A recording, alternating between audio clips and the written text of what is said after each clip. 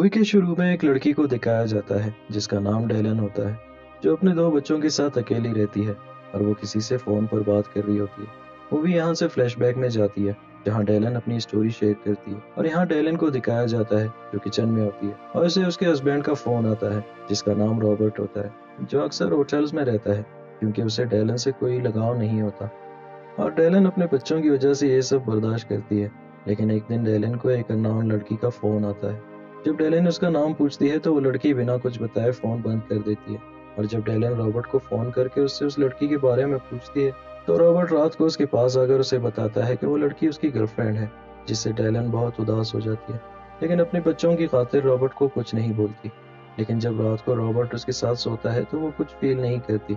और अगली सुबह दिखाया जाता है कि डेलन के कमर में शदीद दर्द होने लगता है और डेलन थेरापी लेने का फैसला करती है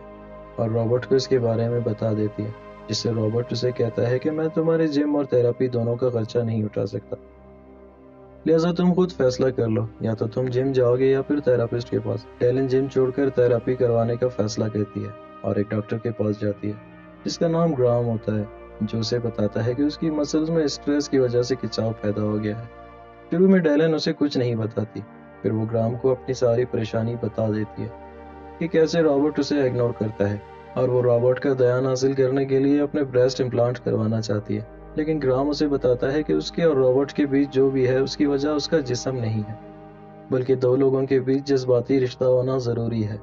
खुशगवार जिंदगी के लिए सिर्फ जिस्मानी होना काफी नहीं होता। रात को जब डेलन घर में अपने बिस्तर पर होती है तो वो ग्राम के बारे में सोचने लगती है, क्योंकि उसकी बातों ने उसके ख्यालात बदल दिए होते हैं और वो ग्राम की तरफ अट्रैक्ट होने लगता है। और अगली सुबह जब वो ग्राम के पास वापस जाती है तो ग्राम चेकअप के बाद उसे बोलता है कि वो बिल्कुल ठीक हो चुकी है और उसे दोबारा थेरापी की भी कोई जरूरत नहीं पड़ेगी। लेकिन डेलन की बहकी बहकी निगाहों से वो समझ जाता है कि आज डेलन किस नीयत से आई होती है।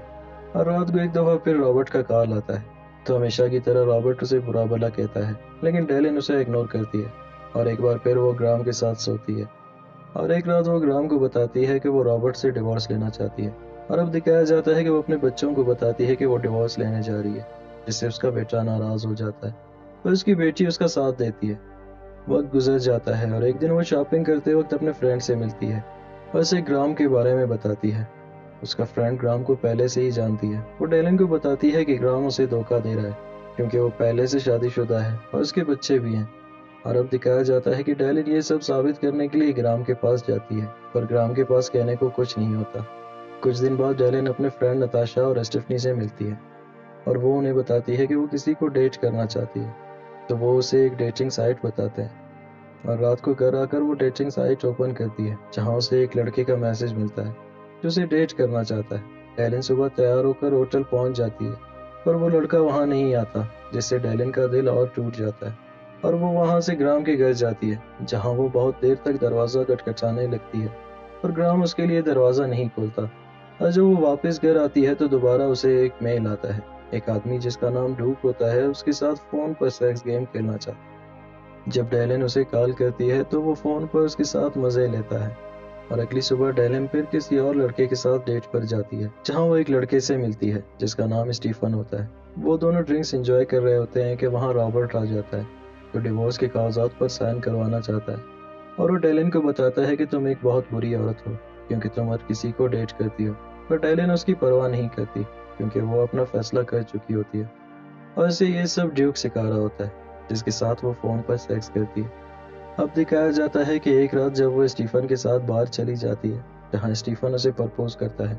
लेकिन वो उसे मना करती है क्योंकि स्टीफन की उम्र बस 24 साल होती है जबकि डेलन उससे काफी बड़ी होती है। और रात को जब डेलन वापस घर आती है तो देखती है कि ड्यूक ने पहली बार उसे अपनी तस्वीर सेंड की होती है। डेलन को ड्यूक की पर्सनैलिटी बहुत पसंद आती है